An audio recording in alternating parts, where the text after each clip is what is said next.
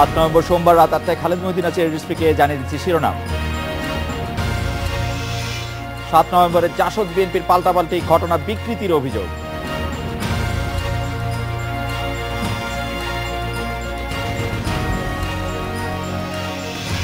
বেসরকারি school college পরিচালনায় থাকছেন না এমপিরা, আপিল বিভাগের সিদ্ধান্ত।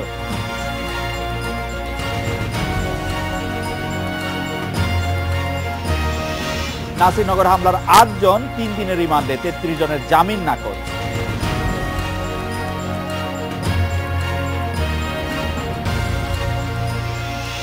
7 নম্বর পালনকে কেন্দ্র করে পাল্টাপাল্টি অবস্থানে জাসদ ও বিএনপি। দিনটিকে জাতীয় বিপ্লব ও সংহতি দিবস হিসেবে পালন করছে বিএনপি, অন্যদিকে জাসদ দিনটিকে পালন করছে সিপাহী জনতার গণ অভ্যুত্থান দিবস হিসেবে।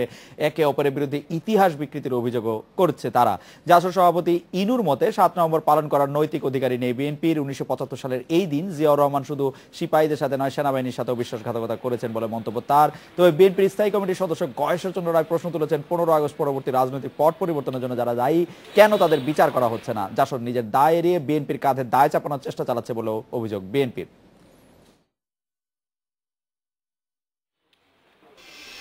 ছাত্রমণি কথা বলতে আমাদের সাথে আছেন BNP vice chairman advocate Zainul Abedin, আছেন জাতীয় সমাজতান্ত্রিক দল জাসদের সাধারণ সম্পাদক শিরিন আক্তার আমাদের সঙ্গে। অ্যাডভোকেট জয়নুল আবেদীন, বিএনপি দিনটিকে জাতীয় বিপ্লব ও সংহতি দিবস হিসেবে পালন করে।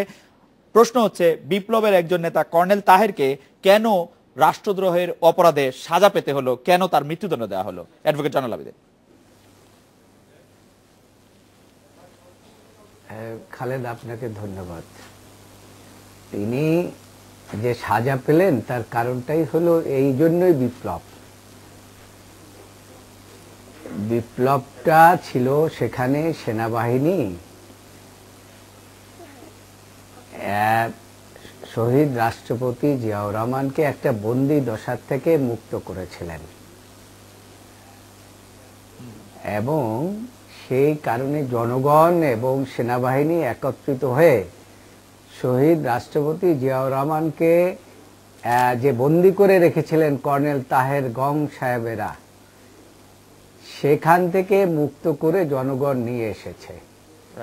এবং সেই যে তখন যে তাকে যে তার যে বিচার হয়েছে, তখন সেই সময় মার্শাল্লাহ আদালতের মাধ্যমে বিচার হয়েছে। এটা কিন্তু আমাদের এই যে দেশের যে আদালত, সেই আদালতে এখানে বিচার হয়। কেন হয়েছে? কর্নেল তাহের কি ওই সময় চাকরিতে ছিলেন? ওই সময় কি নিয়মিত সেনা কর্মকর্তা ছিলেন? কর্নেল তাহের ওই সময় নিয়মিত সেনা কর্মকর্তা ছিলেন কিনা এটা কিন্তু ইনু সাহেবরা ভালো বলতে পারবেন। আপনি আরো ভালো বলতে পারবেন অ্যাডভোকেট জয়নুল আবেদীন, আপনার কাছ থেকে জানতে চাইছি। সেনাবাহিনীতে ছিলাম না, তার কারণ আমি যেটা মনে করি তারা একটা কু করেছিলেন, এবং সেখানে তারা তখন সমস্ত সেনাবাহিনী যারা তখন সিপাহী জনতা ছিল তাদের উপরে তারা একটা কর্তৃত্ব করতে চেয়েছিলেন।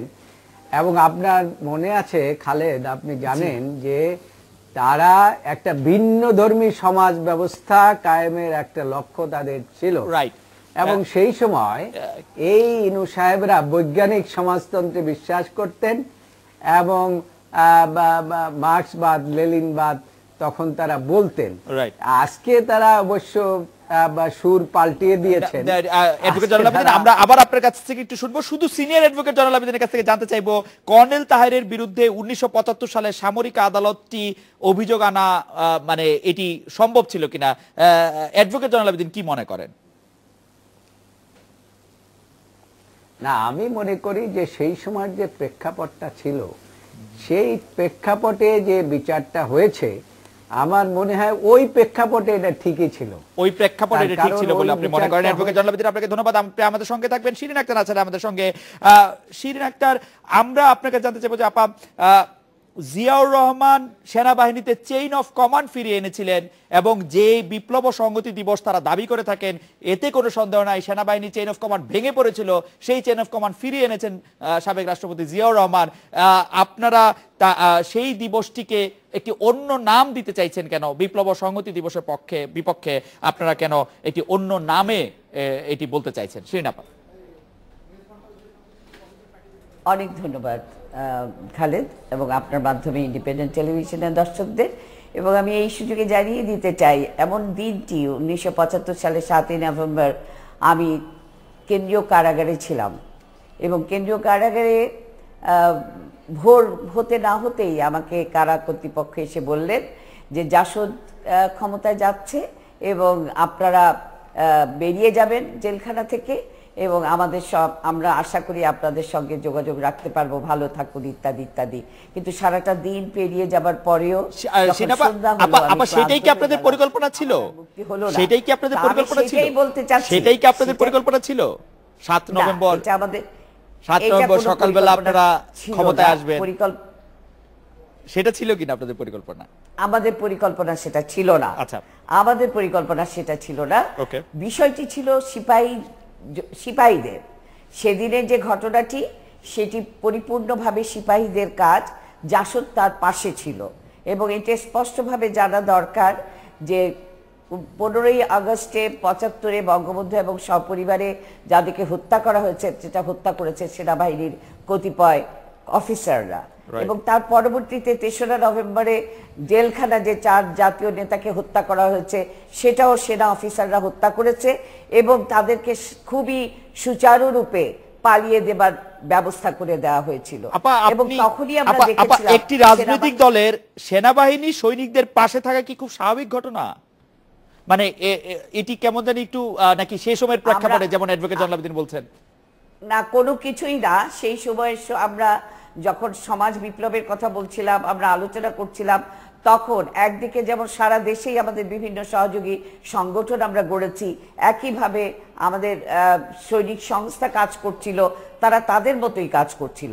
কিন্তু যখন বিপ্লবের ক্ষণটি এসেছে, যখন সিপাহীরা বিদ্রোহ করেছে এবং যখন তারা সহযোগিতাটা চেয়েছে, তখনই আমরা তাদের কাছে সহযোগিতার হাত বাড়িয়ে দিয়েছি।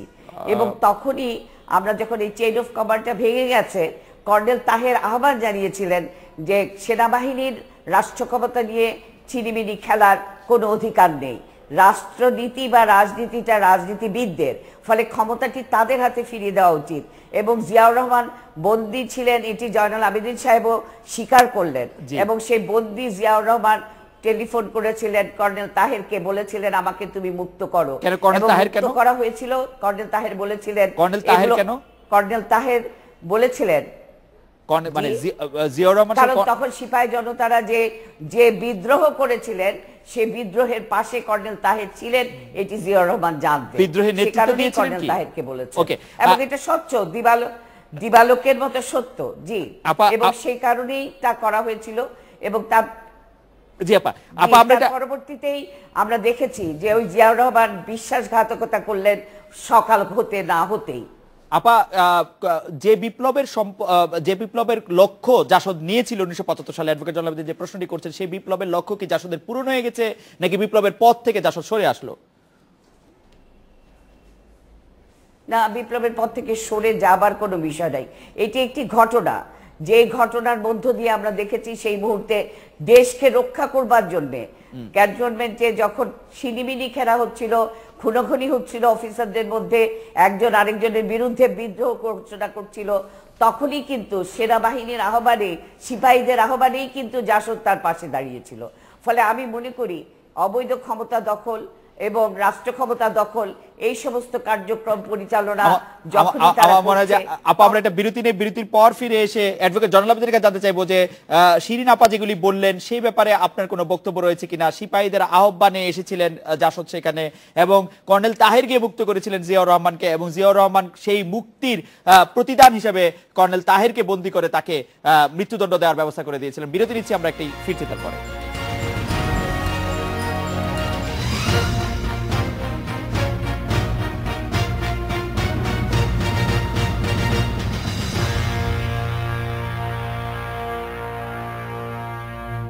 অ্যাডভোকেট জয়নুল আবেদিন, প্রেসিডেন্ট জিয়াউর রহমান কি কর্নেল তাহেরকে প্রতিদ্বন্দ্বী মনে করতেন? রাজনৈতিক বা কোনো কারণে তিনি প্রতিদ্বন্দ্বী হয়ে উঠতে পারেন, ক্ষমতা থেকে তাকে চলে যেতে হতে পারে, এরকম কোনো কিছু মনে করতেন কিনা? খালেদ, আপনাকে ধন্যবাদ। এইটা মনে করার আগে আমি বলতে চাই যে শিরিন আক্তার, সম্মানিত নেত্রী, জাসদের সাধারণ সম্পাদক, খুব একটা মূল্যবান কথা বলেছেন যে তিনি সকালে জানতেন, তিনিই না শুধু, ওনারা সকলেই জানতেন যে এই ওনারা ক্ষমতায় যাচ্ছে, জাসদ ক্ষমতায় যাচ্ছে। কার মাধ্যমে যাচ্ছে? এইটা নেতৃত্ব কে দিচ্ছে? এই কর্নেল তাহের গংরা দিচ্ছে নেতৃত্ব। আমি বোধহয় একটু সংশোধন করতে হবে, মানে শিরিন আপা বলেছেন যে তাদেরকে জেলের একজন কর্মকর্তা জানিয়েছেন যে আপনারা আজকে ক্ষমতা যাচ্ছেন। তিনি জানতেন না, আসলে জেলের একজন কর্মকর্তা জানিয়েছেন।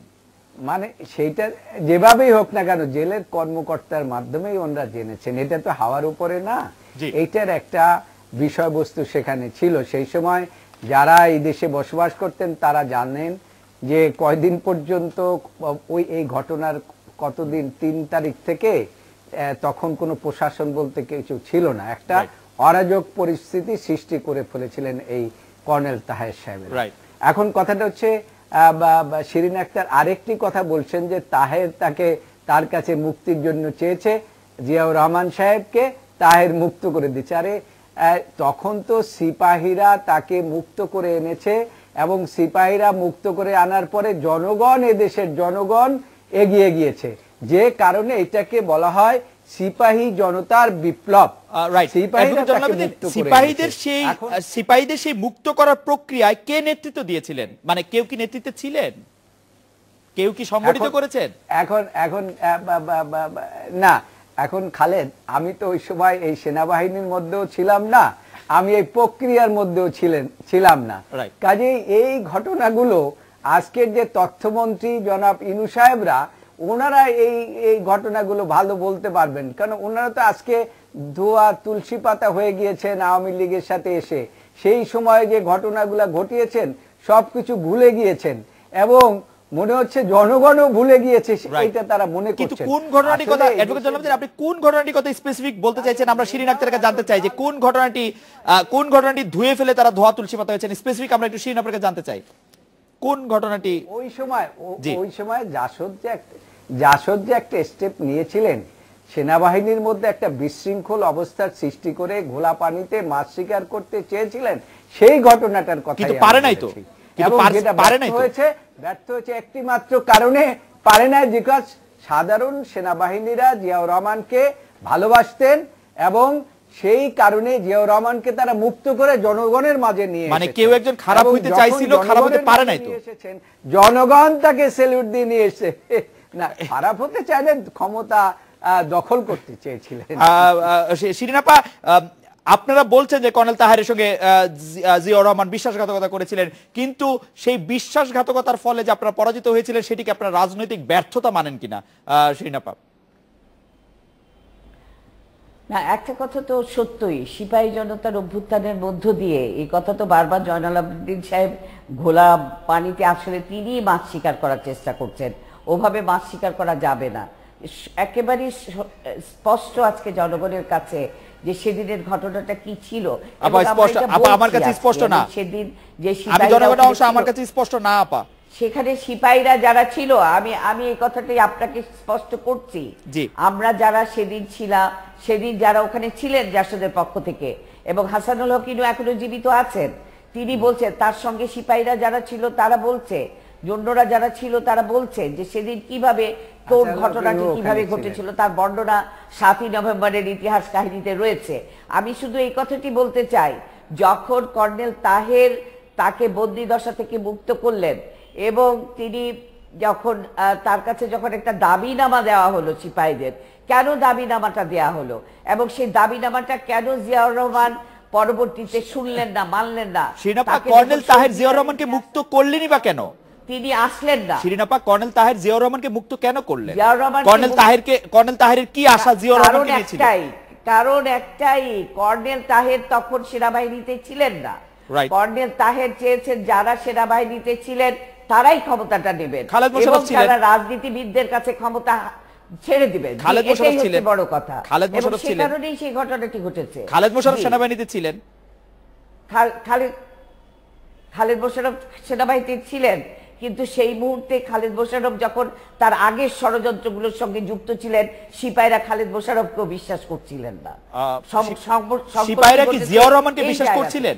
এবং সেখান থেকেই সিপাহীরা কি জিয়াউর রহমানকে বিশ্বাস করত? জিয়াউর রহমানকে সেই মুহূর্তে বিশ্বাস করছিলেন না। জিয়াউর রহমানের সঙ্গে যখন কর্নেল তাহেরের কথা হচ্ছিল, তখন জিয়াউর রহমান সেই কথাগুলো বলছিল, তিনি মেনে নেবেন এগুলো, তিনি স্বীকার করবেন এগুলো, এবং তার পরবর্তী ঘটনাই হচ্ছে অন্যরকম। ফলে সেই কারণেই আমরা বলতে চাই, জিয়াউর রহমান সঙ্গে সঙ্গেই রাষ্ট্র ক্ষমতায় যাবার প্রশ্নে খন্দকার মোশতাকদের সঙ্গে হাত মিলিয়েছেন এবং দক্ষিণ পন্থাদের সঙ্গে হাত মিলিয়েছেন, যার কারণে সকালবেলা থেকে ঘটনা অন্যরকম ঘটতে থাকলো। ফলে এ কথা আজকে স্পষ্ট যে কর্নেল তাহেরের কাছে কোনো লুকোচাপা ছিল না। কর্নেল তাহের তার 12 দফা দাবির মধ্য দিয়ে খুব স্পষ্ট করে এই পুরো জিনিসটা জনগণের কিন্তু একজন বিপ্লবীর পক্ষে এত ঢালাও ভাবে বিশ্বাস করাটা কি ঠিক হয়েছে? একজন বিপ্লবী কি এত ঢালাও ভাবে সৈনিকদের, সাধারণ মানুষদের সবাইকে বিশ্বাস করবেন? এটা হচ্ছে একটি প্রশ্ন। এটির বিচার ইতিহাস নিশ্চয়ই করবে এক সময় যে সেই জায়গাটা কি হয়েছিল। এই কথা তো আজকে বলতেই হয়, জাতীয় সমাজতান্ত্রিক দল জাসদ সেই মুহূর্তের ওই ঘটনার পরে এই বিশ্বাসঘাতকতার ফলে তারা যা চেয়েছিল সেটা হয়নি, এটা তো আমরা বলছি। এবং সেখান থেকে আমরা মনে করি যে আমাদের আরো শিক্ষা নেওয়া দরকার। তাদের কি জাসদের সেই চাওয়া কি এখনো আছে শিরিন আপা? জাসদ চায় কিনা সেরকম আবার বিপ্লব, সেরকম সমাজতন্ত্র? সমাজতন্ত্র তো অবশ্যই চায়। আমরা এখনো বলছি একটি বৈষম্যহীন সমাজের জন্য আমরা মনে করি আমাদের সংবিধানে সমাজতন্ত্রের কথা রয়েছে, এবং আমরা যে বৈজ্ঞানিক সমাজতন্ত্রের কথা বলেছি বাংলাদেশের সমাজ পরিবর্তনের প্রশ্নে, আজকে যখন মুক্তবাজার অর্থনীতির কাছে সমস্ত কিছু আমরা মনে করি সমাজতন্ত্রের। আপনাকে ধন্যবাদ অ্যাডভোকেট জয়নাল আবেদীন। বোধহয় আমাদের আর সময় অ্যাডভোকেট জয়নাল আবেদীন হচ্ছে শেষ কিছু আপনি কথা বলতে চাইছেন, আমরা একটু শুনি আপনাকে। 30 সেকেন্ড। আমি শেষ কথা বলবো কি, শিরিন আক্তার একটি কথা ভালো বলেছেন, কর্নেল তাহের সেনাবাহিনীতে ছিলেন না। তা যদি সেনাবাহিনীতে না থাকেন তাহলে এত ক্ষমতার মালিক তিনি হয়ে গিয়েছিলেন, জনগণ এবং সিপাহীরা দিয়েছিল তাকে, এরকমই বলছেন অ্যাডভোকেট জয়নাল আবেদীন। জনাব শিরিন আক্তার আপা, আপনাদের অনেক ধন্যবাদ। এই স্পিকে বিরতি নিচ্ছে, একটি ফিরছি তারপরে।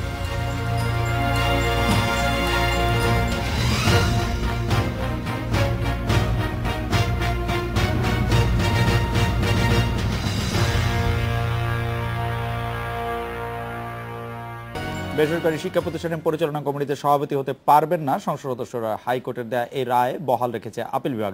সকালে প্রধান বিচারপতি সহ 4 সদস্যের বেঞ্চ সরকারের করা লিভ টু আপিল খারিজ করে দেয়। হাইকোর্টের দেয়া রায়ে দেশের বেসরকারি স্কুল, কলেজ ও মাদ্রাসায় অ্যাডহক কমিটি ও বিশেষ কমিটি পুনরায় বাতিল করার কথা বলা হয়েছে। এর আগে এ সংক্রান্ত এক রিটের প্রেক্ষিতে 1 জুন হাইকোর্ট রায় দেয়। পূর্ণাঙ্গ রায়ের কপি প্রকাশিত হয় 30 জুলাই।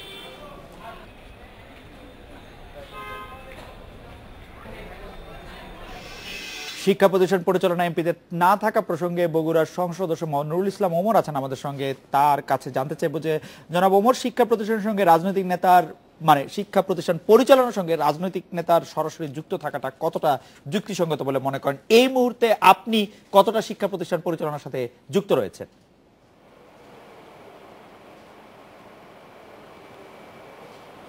ধন্যবাদ।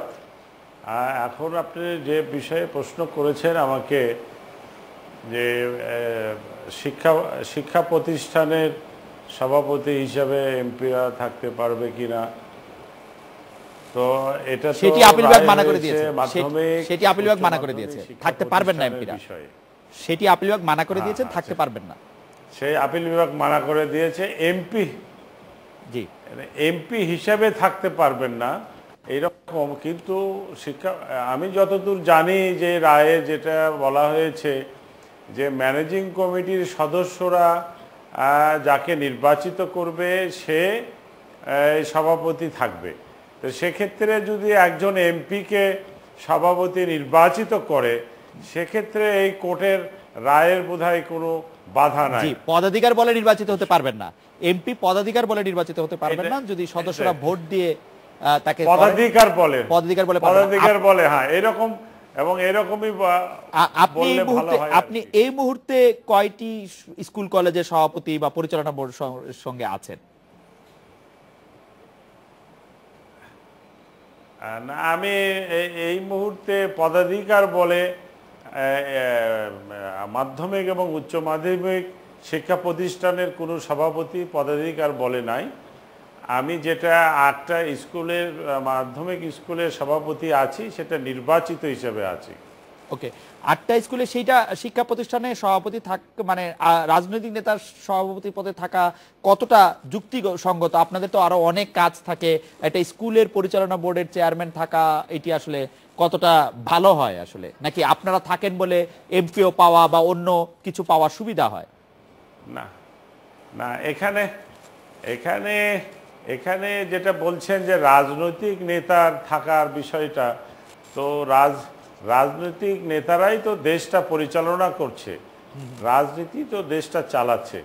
সেক্ষেত্রে এইভাবে আমার মনে হয় যে আমরা চিন্তা ভাবনা না করাই ভালো। রাইট, যে শিক্ষা প্রতিষ্ঠানে যাকে যোগ্য মনে করবে তা সে সভাপতি থাকবে। রাজনৈতিক নেতারা দেশটা চালাচ্ছেন। আপনি কি মনে করেন হাসপাতালের পরিচালনা বোর্ডেও রাজনৈতিক নেতাদের থাকা উচিত, এমপিদের থাকা উচিত, সবকিছুতে রাজনৈতিক নেতারাই থাকবেন, সেটাই কি আপনি মনে করছেন?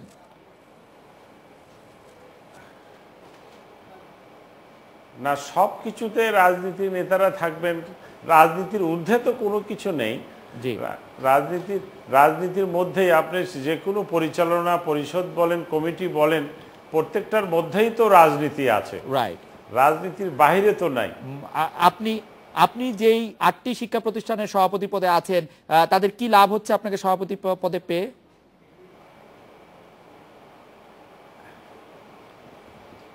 আমি যে একটি শিক্ষা প্রতিষ্ঠানের সভাপতি আছি এটা অনেক আগে থেকেই আছি। এই শিক্ষা প্রতিষ্ঠান আমি প্রতিষ্ঠাতা সভাপতি। আচ্ছা, সবগুলো তখন থেকে আছি। এখন সংসদ সদস্য হওয়ার ফলে আর শিক্ষা প্রতিষ্ঠানের উন্নয়ন ডেভেলপমেন্টের জন্য আরো লাভ হচ্ছে, বেশি কাজ করার সুযোগ হচ্ছে। আপনি কি মনে করছেন যে কোনো শিক্ষানুরাগীদের হাতে, অবসরপ্রাপ্ত কোনো প্রধান শিক্ষকের হাতে বা সমাজের কোনো গণ্যমান্য ব্যক্তির কাছে এই ব্যাপারটি ছেড়ে দিলে এটি প্রতিষ্ঠানের জন্য একটু ক্ষতিকর হবে বা প্রতিষ্ঠানের জন্য একটু মুশকিলের ব্যাপার হবে? ছেড়ে দিলে মানে আপনার তো ব্যক্তিগত কোনো লাভ নাই ওই প্রতিষ্ঠানগুলিতে থেকে, মানে তাদের কোনো ক্ষতি হবে কিনা আপনি যদি এই দায়িত্ব থেকে নিজেকে প্রত্যাহার করে নেন? না, এখানে তো না, ঠিক আছে, এটা তো লাভের কোনো প্রশ্ন নাই। রাইট। এখানে মানে কোনো বিদ্যুৎসাহী ব্যক্তি তারা যদি স্কুলের সঙ্গে জড়িত থাকতে চায়, স্কুলের সঙ্গে কাজ করতে চায়, তাহলে তখন তারা অবশ্যই সভাপতি হয়ে আসতে পারবে বা ম্যানেজিং কমিটির সদস্য হয়ে আসতে পারবে। ক্যাটাগরি অনুযায়ী তো এখানে অভিভাবক সদস্য, যারা অভিভাবক তারা অভিভাবক সদস্য হয়ে আসতে পারবে। বিদ্যুৎসাহী হিসেবে সেটা কমিটির যারা সদস্য আছে তারাই বিদ্যুৎসাহী হিসেবে। এখন গণ্যমান্য ব্যক্তি বলেন বা বিদ্যুৎসাহী ব্যক্তি বলেন, তাদেরকে তো অবশ্যই কমিটিতে নেওয়া হয় এবং কমিটির মধ্যেই তারা আছে। আচ্ছা, জনাব নুরুল ইসলাম ওমর, আপনার এই 8টি শিক্ষা প্রতিষ্ঠানের সভাপতি পদে বা আপনি নিশ্চয়ই আরো শিক্ষা প্রতিষ্ঠান থেকে আপনাকে চাপাচাপি করা হয়, আপনি সেইগুলিতে আপনার কতটা সময় দিতে হয়? মানে 8টি নয় 7টি, সরি 8টি নয়, একটি। যে শিক্ষা প্রতিষ্ঠানে আপনি একটি সেটিতে আপনার কতখানি সময় দিতে হয়?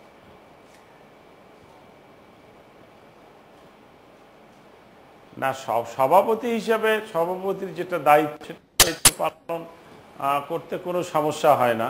আচ্ছা, আপনি যেভাবে বলছেন, আমরা যদি আজকে দেখি যে একটা জেলা প্রশাসক, একজন জেলা প্রশাসক জেলার প্রত্যেকটা ডিপার্টমেন্টালি সভাপতি, ডিপার্টমেন্টারি কমিটির উনি সভাপতি, আবার অনেক স্কুল কলেজের উনি সভাপতি। রাইট, তারপরে তো উনি কাজ করছেন। আমার মনে হয় সেই ব্যাপারটিও ভেবে রাখা দরকার। জনাব নুরুল ইসলাম ওমর, আপনার মূল্যবান মন্তব্যের জন্য আপনাকে অনেক ধন্যবাদ। বিরতি নিচ্ছি, ফিরছি তারপরে।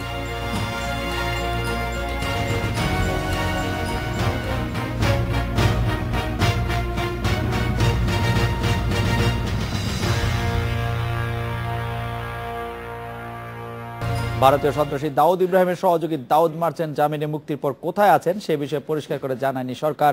তাকে দেশে ফেরত পাঠানো হবে কিনা সে বিষয়ক সিদ্ধান্ত ভারতীয় দূতাবাসের উপর নির্ভর করছে বলে জানিয়েছেন স্বরাষ্ট্রমন্ত্রী আসাদুজ্জামান খান কামাল। সচিবালয়ে তিনি সাংবাদিকদের এই কথা জানান। ঢাকা কেন্দ্রীয় কারাগার থেকে রোববার বিকেলে মুক্তি পান দাউদ। গত বৃহস্পতিবার 54 ধারার অভিযোগ থেকে তাকে অব্যাহতি দেয় ঢাকা মহানগর মুখ্য হাকিম আদালত।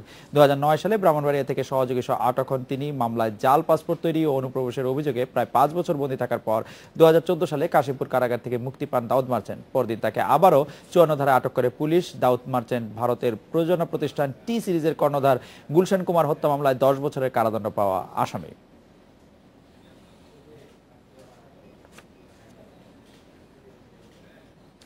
সহকর্মী আসিফ জামান সুমিত আছেন আমাদের সঙ্গে। সুমিত, আমরা প্রতিবেদনটিতে বললাম যে সরকার পরিষ্কার করে কিছু জানায়নি যে দাউদ মার্চেন্টের আসলে পরবর্তী গন্তব্য কোথায় হবে। এই বিষয়ে আমরা কোনো কিছু জানার কি অনুসন্ধান করতে পারি বা জানার কি উপায় অবলম্বন করতে পারি, আমাদের কোনো উপায় রয়েছে কিনা?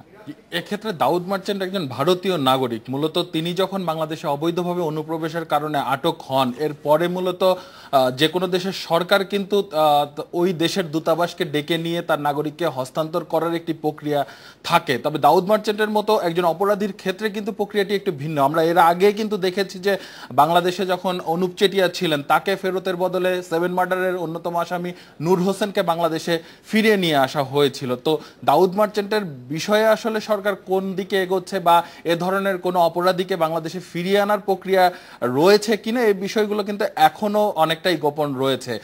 তো এই বিষয়গুলো কিন্তু এখনো সুনির্দিষ্টভাবে স্বরাষ্ট্রমন্ত্রী মহোদয় আজকে সচিবালয়ে তিনি যখন গণমাধ্যমের সঙ্গে কথা বলেন এই বিষয়গুলো নিশ্চিত করেননি।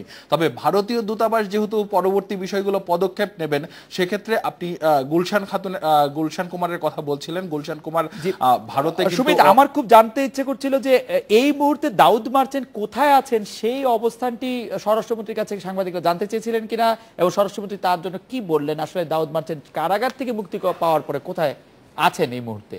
যে কারাগার থেকে মুক্তি পাওয়ার পরেই কিন্তু পুরো বিষয়টি আসলে ভারতীয় দূতাবাসের উনি জানিয়েছেন যে ভারতীয় দূতাবাস আসলে পরবর্তী বিষয়গুলো নেবেন। তো এক্ষেত্রে ধারণা করা যেতে পারে যে দাউদ মার্চেন্ট এখন ভারতীয় দূতাবাসের নিয়ন্ত্রণে, তারা হয়তো ভালো বলতে পারবেন। আসিফ জামান সুমিত, আপনাকে ধন্যবাদ। এদিকে ব্রাহ্মণবাড়িয়ার নাসিরনগরে হামলার ঘটনায় 8 জনকে 3 দিনের রিমান্ডে দিয়েছে ব্রাহ্মণবাড়িয়ার আদালত।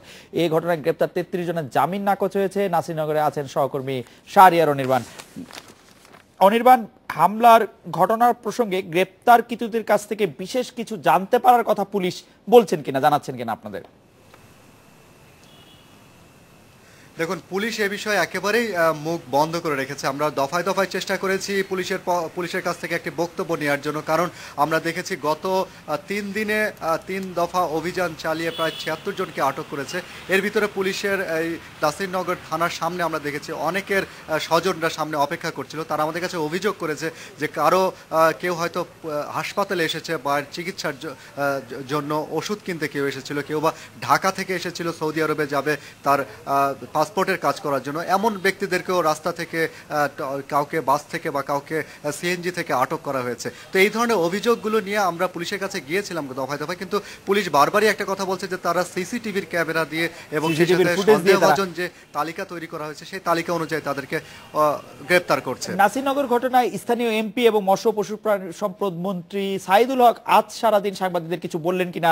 তিনি আজ সারাদিন কি করলেন নাসিরনগরে? দেখুন, নাসিরনগরের সাংসদ এবং মৎস্য প্রাণী সম্পদ মন্ত্রী সাইদুল হক তিনি যখনই ব্রাহ্মণবাড়িয়াতে আসেন, তিনি ব্রাহ্মণবাড়িয়া সদরে আসেন না, যেহেতু সদর কমিটির সাথে তার একটি দ্বন্দ্ব রয়েছে। সে সবসময় নাসিরনগরের ডাকবাংলোতে অবস্থান করেন। তো সেখানে আজকে সারাদিন তিনি ডাকবাংলোতে অবস্থান করেছিলেন। কোনো গণমাধ্যমের কর্মীরা ব্যক্তিগতভাবে তার কাছে গিয়ে সাক্ষাৎ করে এসেছে। তো সেখানে আনুষ্ঠানিকভাবে গণমাধ্যমের সাথে সেভাবে কথা বলেনি। আমি আজকে সকালে এক দফা তার সাথে দেখা করার চেষ্টা করেছিলাম, তো তিনি আমার সাথেও আজকে দেখা করেননি। তো সে আনুষ্ঠানিকভাবে এই ধরনের কোনো তথ্য আমাদেরকে জানাননি। তবে তার সহকারী আমাদেরকে জানিয়েছেন যে আগামীকালকে স্বরাষ্ট্রমন্ত্রী আসছেন, তো সেই জন্য সে কিছু প্রস্তুতি নিচ্ছেন। তো এই প্রস্তুতি নিয়ে তার সারাদিন গেছে। তবে সারা দিনটাই তার কেটেছে আজকে ডাক বাংলার ভিতরে। নাসিরনগর থেকে যে টিএনও চৌধুরী মোয়াজ্জেমকে প্রত্যাহার করা হলো, তিনি নাসিরনগর থেকে চলে গিয়েছেন কিনা, নতুন টিএনও দায়িত্ব বুঝে নিয়েছেন কিনা, বা কাউকে ভারপ্রাপ্ত করা হয়েছে কিনা? এখন পর্যন্ত নতুন কাউকে দায়িত্ব দেওয়া হয়নি। আমরা এই বিষয়ে মন্ত্রীর সাথেই সকালবেলা কথা বলার চেষ্টা করেছিলাম। তিনি জানিয়েছেন যে তিনি এই বিষয়ে কোনো কিছু জানেন না। তিনি এখন টিএনও এখন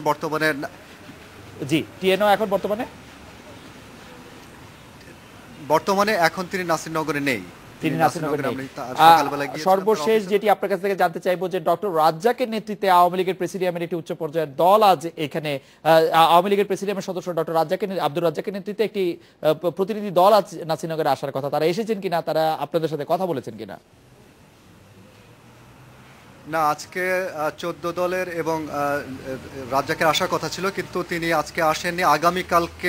আগামীকালকে যেহেতু স্বরাষ্ট্রমন্ত্রী আসছেন, আগামীকালও আসবেন, আগামী পরশু আসার কথা রয়েছে বলে আমরা জানতে পেরেছি। শাহরিয়ার অনির্বাণ, আপনাকে অনেক ধন্যবাদ। নাসিরনগর থেকে খবর জানাচ্ছিলেন আমাদেরকে শাহরিয়ার অনির্বাণ। এই ছিল আজকের রেডিও স্পিকে আমন্ত্রণ আমাদের পরের আয়োজন।